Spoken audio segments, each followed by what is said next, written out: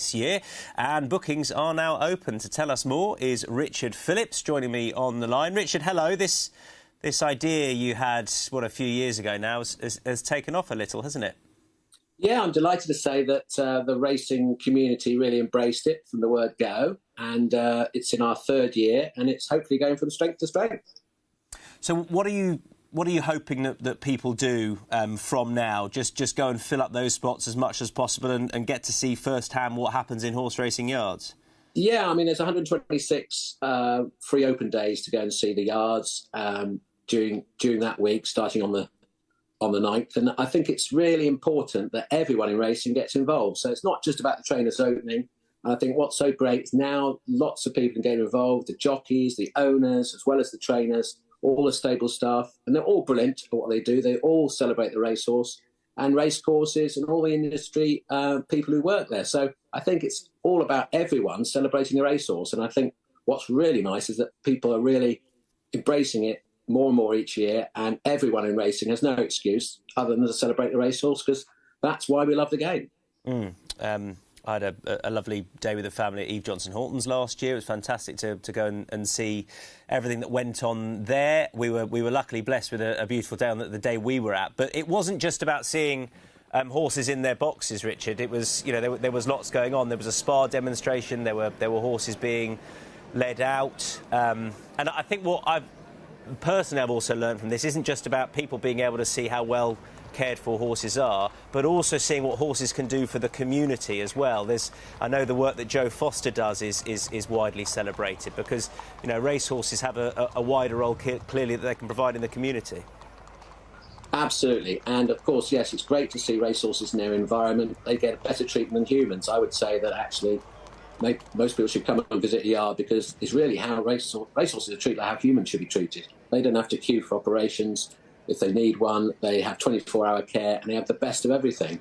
And I think it's great for the public to see that. But also, the great things we do for racehorses, but racehorses do great things for humans as well. And I think Joe Foster and others have done an amazing job of getting that message across. And I'm a trustee of a charity called Heroes, which Grace Muir set up. And seeing young people between the ages of 11 and 15 who in education have not actually progressed how many of them should have done in a wrong environment, get into an environment surrounded by racehorses, and they learn English and maths as well as looking after horses, and they change as personalities, change as people, and they basically are an advert for how much racehorses do for people as well. So I think it is a celebration of the racehorse, but what we do for the racehorse, but also what racehorses do for humans. And I think if the public see it, I think they will be both amazed and very supportive. Yeah, and I sort of hope that wider message is really realised. I know that Dan and Claire Muscat did some great work last year with members of Box for Kids who look after children who are particularly unwell, and again it really brightened up some of those children's days. Richard, what is the key here about getting people to yards who know about horses perhaps, but don't really know about horse racing? I suppose what I'm trying to get at is not just people who love horse racing already. And how do we get those people, sort of the wider public, engaged and involved in this? Well, the impact from last year was very pleasing in 2022. Was that 87% of attendees were not regular race goers or were new to racing. So a lot of visitors last year were new to racing, as it were. And 97% of those attendees said they would promote National Racehorse Week to a friend.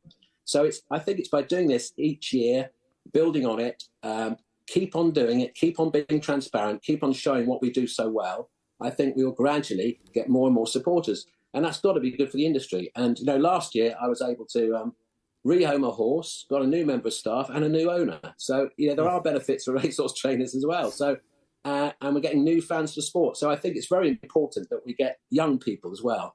I think, I'm very lucky. At the age of 6, I went to Epsom Downs with my father, and I knew I wanted to work with horse racing for the rest of my life. I was absolutely obsessed and loved it. And I'm sure there's a lot of young people who, if they see racing, the excitement and the beauty of the racehorse, they will, again, be engaged and want to join in on the sport. So I think there's so many ways that this is a positive for racing. And it's luckily one thing that, we complain about a lot of things in racing, but one thing we can't deny is that we celebrate the horse. And, next week at Royal Ascot, there'll be Hour of Princes along with people who love Prince, known as the artist Prince, who are the same people, because all they're doing is looking at the racehorse and celebrating it and loving it.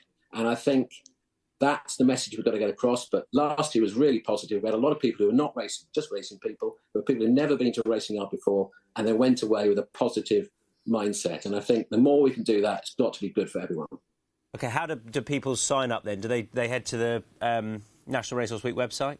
Absolutely. So nationalracehorseweek.uk. Go on that website. Anyone who wants to get involved, please go there. Getting in touch with that website, there's all the details on there. If you want to host an event, a community event, please go on there, because there's 30 community events already happening. There's 107 training yards opening. There's 9 studs, 10 aftercare and rehoming centres. So all the details of all the things that are going on in National Racehorse Week this year will be on there. So please go onto the website and you'll find all the details on there. But I think it's a very exciting week ahead. I think in September, it's a lovely time of year, I think, for it, both for flat and jumping fans and trainers and all those who work with it. So the horse is looking great form that time of year. And I think that hopefully this will build and build. Yeah, has certainly done so far. Richard, thanks very much. No problem. Great to speak. Cheers. Watch live racing now on racingtv.com.